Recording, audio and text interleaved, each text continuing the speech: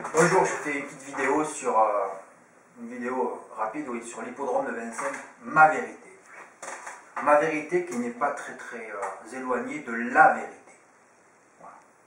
Moi j'étais journaliste hippique entre 1991 et 2002. Et à l'époque c'est vrai, on n'avait même pas le droit de revoir les courses. Hein. Dans le journal où je travaillais, bon, il y avait tellement des dirigeants qui étaient peu ouverts d'esprit, ça faisait peur. Hein. Ah oui, quand j'y repense. Bon, enfin, on n'avait pas droit aux images, ou alors il fallait quémander, quelque chose en retour, il fallait faire quelque chose en retour pour voir les images et tout ça. Et je sais pas, pendant des décennies, c'est vrai que mon hippodrome favori c'était Vincennes. J'attendais ça comme le Messie, le mythique de Vincennes. Et d'ailleurs, il y a beaucoup de gens qui sont excités par le meeting de Vincennes. Bon, moi, depuis que j'ai ouvert mon site, depuis que j'ai fait une année de vidéos gratuites sur Dailymotion et YouTube, donc j'ai travaillé ces courses tous les jours, j'ai revisionné et tout. Bon, alors je ne sais pas si c'est le fait que les courses à Vincennes sont désormais tenues par quelques familles du trot. Hein. Certains ne veulent pas aller à Vincennes pour ne pas empiéter sur ces familles du trot qui essayent de tout gérer à Vincennes. Hein. Ah oui, c'est ça. Mais c'est un hippodrome. Alors, oui, c'est un hippodrome qui vous rase complet, qui vous rase vos caves, qui vous détruit et qui vous déprime. Oui, alors Vincennes, l'hippodrome de la sélection, de la sélectivité, mensonge, fausse vérité.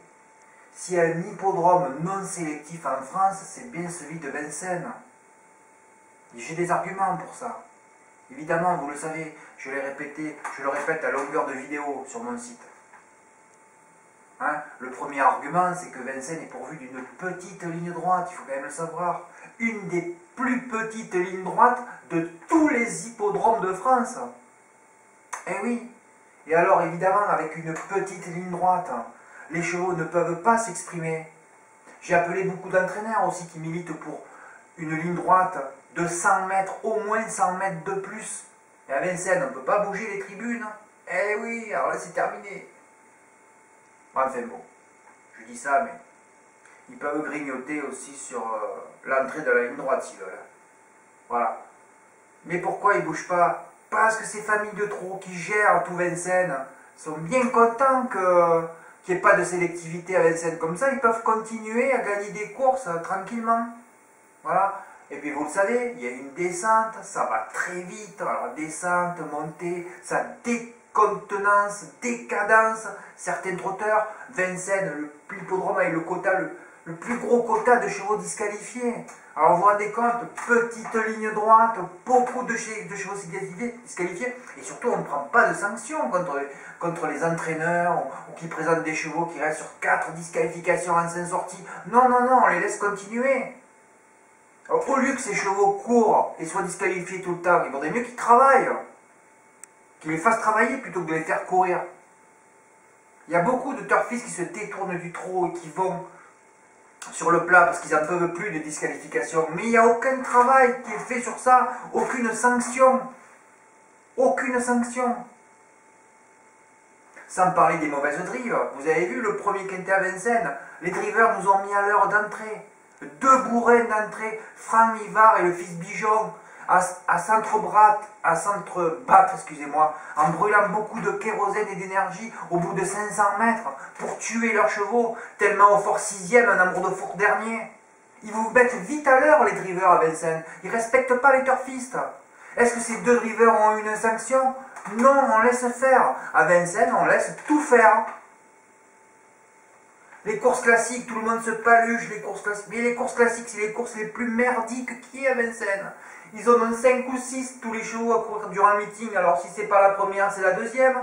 Toutes ces familles font en sorte qu'il y ait au moins une des familles gagne leurs courses en hiver. À toi, à moi, toi, à moi. Le meeting de Vincennes est trop long. Ouais, oui. Alors, sans oublier évidemment, ce qui est le plus rouge à Vincennes, c'est les courses homogènes. C'est-à-dire que vous prenez une course de Spartan, vous pouvez carrément jouer les 12. Alors après, ça se joue sur les disqualifications et sur les parcours, parce qu'il y a beaucoup de mauvaises drives à Vincennes. Hein. Oh là là, les mecs, ils ont tout compris à Vincennes. Ils essayent de se planquer à la corde pour faire au moins 2 mètres. Eh oui, on fait moins de mètres. Et surtout, au moins, comme la ligne droite est toute petite, eh bien, au moins on sort, enfin, si on peut sortir évidemment, puisqu'il y a beaucoup de chevaux qui ne peuvent pas s'exprimer, on sort et on fait l'arrivée. Mais sinon, arrêtez. Regardez l'hiver dernier, au mois de novembre, tout le monde, les journalistes, mes confrères, sont paluchés sur les Cash. Moi, qu'est-ce que j'ai dit en novembre? Car en novembre, oui déjà, en novembre, dès le premier B, Franck Nivard et Nissan du Sulky, il dit ça va être très très dur pour nous. Et moi je me suis dit c'est bon, Cash est rasé. Il n'a plus fait une arrivée de l'hiver. Voilà. Et tout le monde était encore là, comme Pierre-Joseph Goetz encore, à dire Cash, mais non, Cash c'était fini. C'était fini. Il faut passer à autre chose à un moment donné. Et là ça va être encore pareil, ils vont tous se palucher sur les classiques. Et puis de toute façon les classiques, vous savez, c'est des courses qui se jouent souvent un peu de partants. Dès qu'il y a 18 partants, ils ne savent plus où ils habitent, quoi. Ils ne savent plus où ils habitent. C'est pour ça que tous les critériums sont faussés tout le temps. Les critériums, chaque fois on atteint un critérium. Vous regardez le palmarès du critérium avec des grosses cotes, des chevaux de réclamés. Ah oui, non, c'est fabuleux. Les critériums, normalement ça devrait réserver aux meilleurs chevaux, c'est pas ça. À part Sébastien Garato, qui lui est vraiment un entraîneur mythique, mais sinon tous les autres, pouf là là. Alors vous voyez tous les arguments qu'il y a contre Vincennes. L'élo homogène en numéro 1. Ouais, enfin numéro 1, la courte ligne droite, la montée, la descente, ça va trop vite. Beaucoup de disqualifications pour jouer à Vincennes. Quand vous jouez à Vincennes, vous jouez à la loterie. Ah oui, vous jouez à la loterie. C'est le loto Vincennes. Ah oui. Mais de toute façon, rien n'est fait, des solutions pourraient être apportées. Mais je sais pas, les dirigeants de Vincennes, à mon avis, ils n'ont pas un cul qui doit passer les 60-70, donc ils ne font rien, ils laissent faire, jusqu'au jour où ça va exploser. Regardez le quintet de Vincennes, il y a, sur la petite piste, le jour où il y a eu 70 gagnants au quintet, au quartet, excusez-moi, 70 gagnants au quartet avec Saint James qui a gagné. Vous croyez qu'ils ont fait enquête? J'ai rien lu sur ça, moi. Alors que la course a été truquée avec les Belges qui se sont vite placés devant. Ah oui, la course a été truquée, j'ai même appelé la police des jeux, moi. Non, mais tout le monde s'en fout. En France, tout le monde se paluche sur tout. C'est terminé, notre pays est fini. Il y a encore des gens comme moi qui sont vrais, directs, qui essayent de faire bouger les choses, mais sinon, tout le monde s'en fout. On s'en fout. Alors qu'il faudrait prendre des sanctions contre les entraîneurs ou contre les drivers qui sont trop disqualifiés.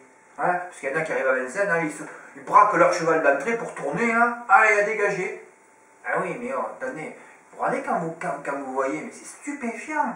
Vous regardez les chevaux qui arrivent d'Italie, pourtant c'est des petits ados aussi, ou de Scandinavie. Vous voyez la musique des chevaux, ils sont jamais disqualifiés. Pourquoi il n'y a qu'en France, il y a autant de disqualifiés? On dirait qu'avant une course, il y a un mec qui appelle 4 ou 5 drivers, bon, toi tu seras disqualifié, toi tu seras disqualifié. Des fois c'est la moitié du peloton, des fois c'est 80% du peloton, mais personne ne fait rien, quoi.